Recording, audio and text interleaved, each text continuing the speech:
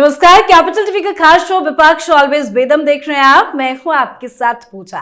विपक्ष का सबसे बड़ा चेहरा होने का दम भरने वाले राहुल गांधी के दिन अब लगने वाले हैं। इंडी ब्लॉक के अंदर राहुल गांधी को लेकर खटपट का समंदर खटाखट लहरा रहा है। विपक्ष की सबसे बड़ी पार्टी का अहंकार लेकर घूमने वाली कांग्रेस पार्टी को अब उन्हीं के सहयोगी दल ठेंगा दिखाने में लगे हैं। जी हां, संसद के अंदर और संसद के बाहर विपक्ष पूरी तरह से बिखर चुका है।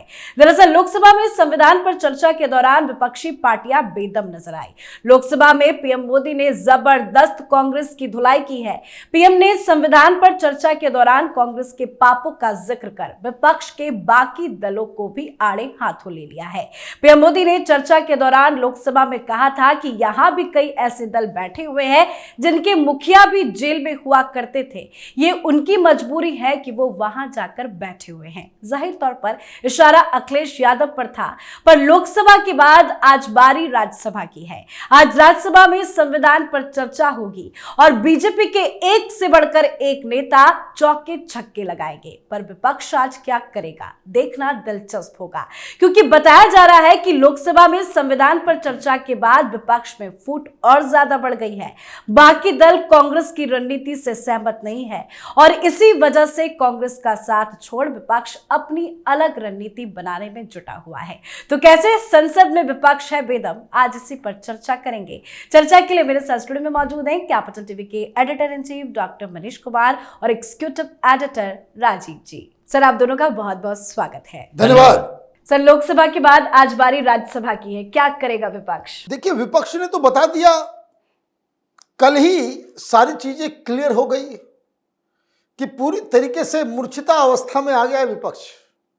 सर पीट रहे हैं अपना कि भाई क्यों हमने संविधान का मसला उठाया, क्यों हम राहुल गांधी से एग्री कर गए कि संविधान के ऊपर चर्चा करेंगे। जो लेवल ऑफ फ्रस्ट्रेशन है आप देखिए क्या है। सागरिका घोष टीएमसी की पहले पत्रकार हुआ करती थी जी। है ना, राजदीप सरदेसाई की पत्नी है, गाली गलौज की भाषा में लिख रही है,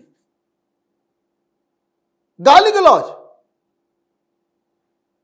कि उनको जो है वो प्रधानमंत्री मोदी मानसिक रूप से बीमार हो गए हैं, पैरानोया हो गया है उनको, न्यूरोसिस हो गया है उनको।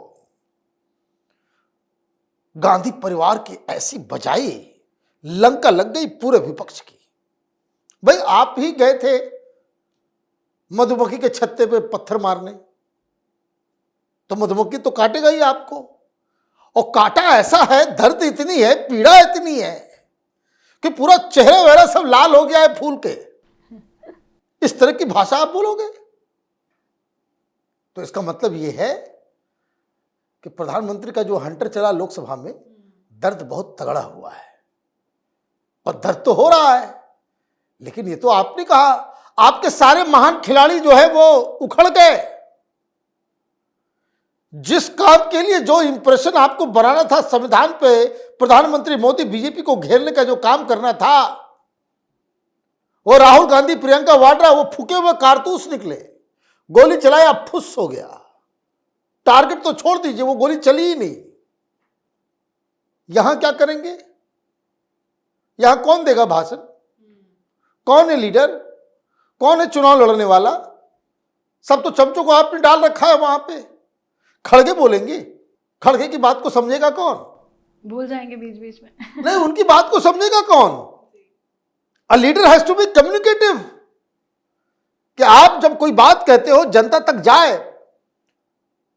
ये हिंदी भाषी क्षेत्र में तो उसको कोई लीडर मानता ही नहीं है। जब वो अध्यक्ष बने तब लोगों को नाम समझ में आया, कोई है मल्लिकार्जुन खड़गे।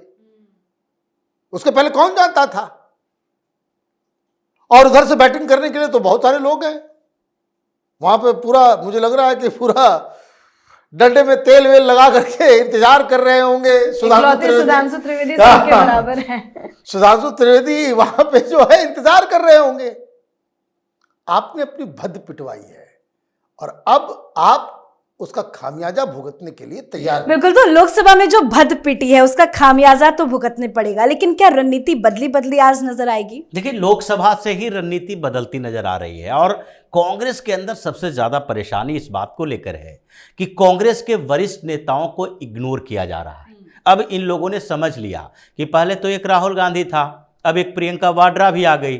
अब सारा समय कांग्रेस के पास ऐसा नहीं है कि लोकसभा में भारतीय जनता पार्टी के आसपास की सीटें हैं। अगर 240 और 99 ये दोनों के बीच दुगना से ज़्यादा का अंतर है भारतीय जनता पार्टी को, उनके पास ज़्यादा सदस्य हैं तो ज़्यादा समय मिलेगा कांग्रेस को विपक्ष के, यानी 50% में से 50% का समय मिलेगा। अगर 50% में कम समय मिलता है तो उसमें आप किन लोगों को आगे बढ़ाओगे? अब जो पूरे डिबेट हुआ उसमें मनीष तिवारी कहाँ थे? उसमें ये शशि थरूर जैसे जिनको इंटेलेक्चुअल पर्सनालिटी कहा जाता है कांग्रेस के अंदर, वो कहाँ थे? आपने एक टारगेट कर लिया कि प्रियंका वाड्रा को अब आगे बढ़ाना है, राहुल गांधी को आगे बढ़ाना है, तो आधा आधा घंटे का समय इन लोगों को दे दो।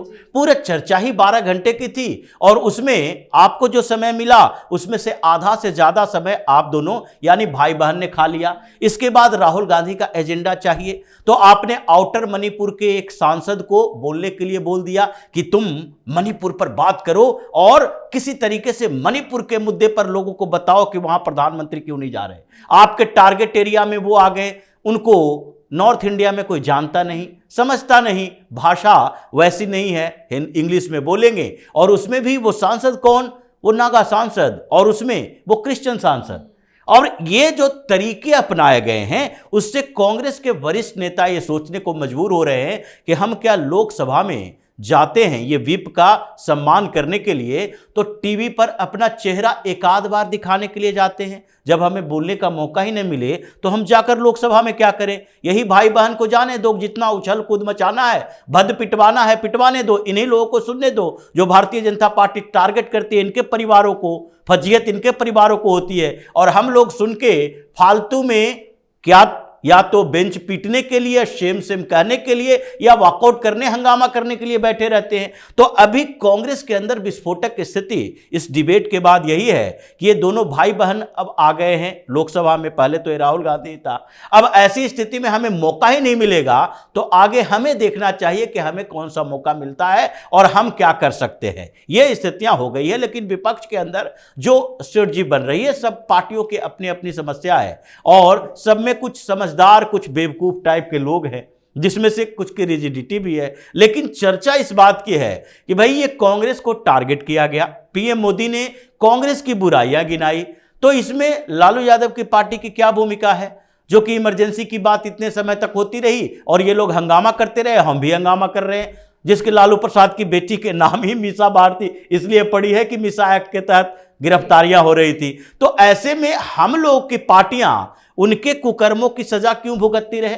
तो थोड़ा सा हमें एक स्टैंड अपनाना चाहिए कि कभी कभी जब ऐसे मुद्दे आए जिसमें विपक्ष भी है और जो हम उस समय उनके साथ थे। अगर देखा जाए तो इमरजेंसी के बाद जो गठबंधन बना था उस समय जनसंघ हुआ करती थी तो इनके साथ खड़ी थी। अब ये सारी पार्टियों से अलग अलग होकर जो बनी है वो कांग्रेस के कुकर्मों की सजा क्यों भुगते? तो कम से कम कभी कभी जब इमरजेंसी की बात हो राज्यसभा के अंदर तो विपक्ष के तरफ से भी बेंच थपथपाए जाने चाहिए कि हमने भी इमरजेंसी के दौरान जेल में लाठियां खाई है। ये स्थिति अभी विपक्ष के अंदर चल रही है।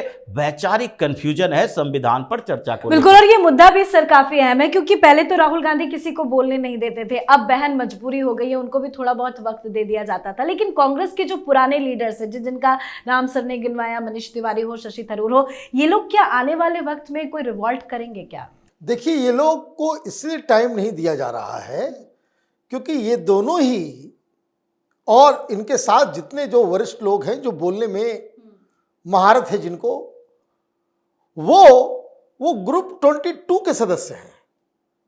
वो G22 जो बना था, जो कांग्रेस पार्टी में बेहतरी के लिए बात कर रहा था, जिसमें कुछ लोग चले गए, जो बचे हुए हैं वो उस ग्रुप से हैं, तो उनको तो दूर रखा जाता है।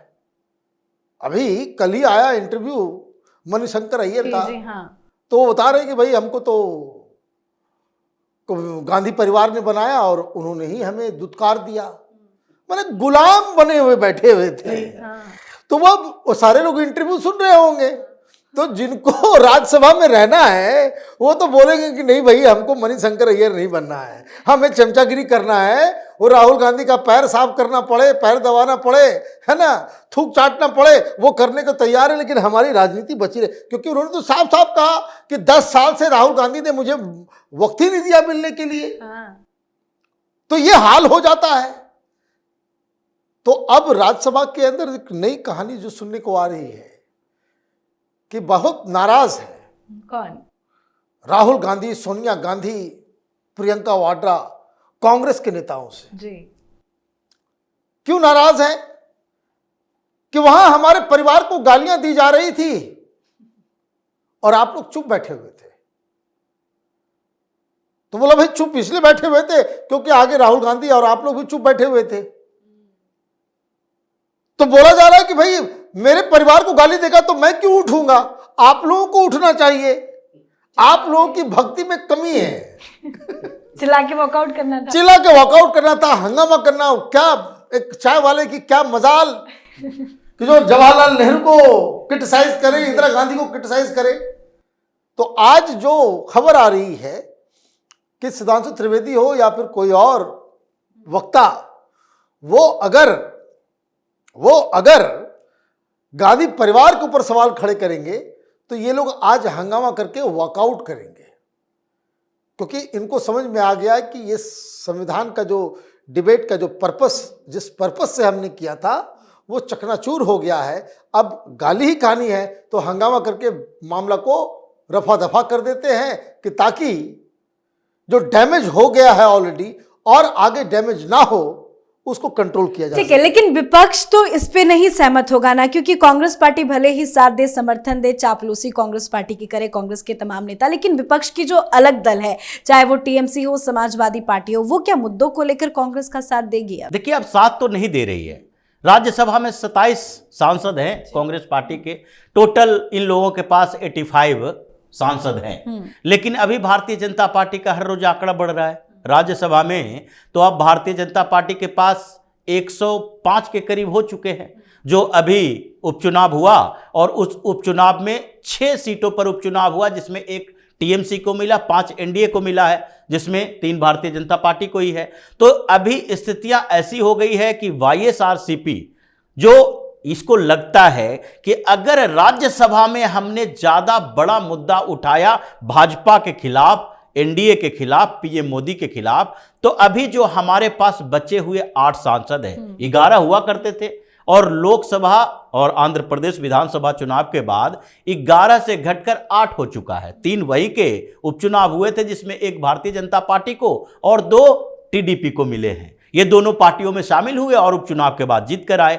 इनको डर लग रहा है कि अब अगर एक एक करके जाएंगे तो एक भी सीट हमारे पास नहीं रहेगी। वही स्थिति बीजू जनता दल की है। नवीन पटनायक की भी एक सांसद चले आए हैं और अभी नंबर लगा हुआ है कि कौन कब भारतीय जनता पार्टी में शामिल हो, क्योंकि कभी भी अभी उपचुनाव होगा, जिसके कार्यकाल 2026-2028 तक राज्यसभा में है। उपचुनाव होगा तो भारतीय जनता पार्टी ही जीत कर आएगी। अचानक से 10 सीटों पर उपचुनाव तो होगा नहीं एक ही राज्य में। तो अभी डर का माहौल है इन लोगों के बीच, जो साइलेंट हैं। जो 24 सांसद ऐसे हैं जो ना एनडीए में हैं ना इंडी अलायंस में हैं, वो लोग साइलेंट मोड में हैं, वो कांग्रेस को सपोर्ट नहीं करेंगे। लेकिन दूसरी तरफ ममता बनर्जी जिस मोड में है, अपने सांसदों को क्यों कहेगी कि कांग्रेस के पीछे पीछे चलो? वो अचानक अकेले अटैक करे भारतीय जनता पार्टी पर, वो अलग बात है, लेकिन कांग्रेस के पीछे चलने के लिए तैयार नहीं है। और राज्यसभा में अगर कांग्रेस के लिस्ट देखे तो ये मल्लिकार्जुन खड़गे चूंकि राष्ट्रीय अध्यक्ष है तो इनकी पहचान है, जयराम रमेश राहुल गांधी के पीछे पीछे चलते हैं, इनकी पहचान है, और ये मीडिया में आते रहते हैं, कम्युनिकेशन सेल देखते हैं।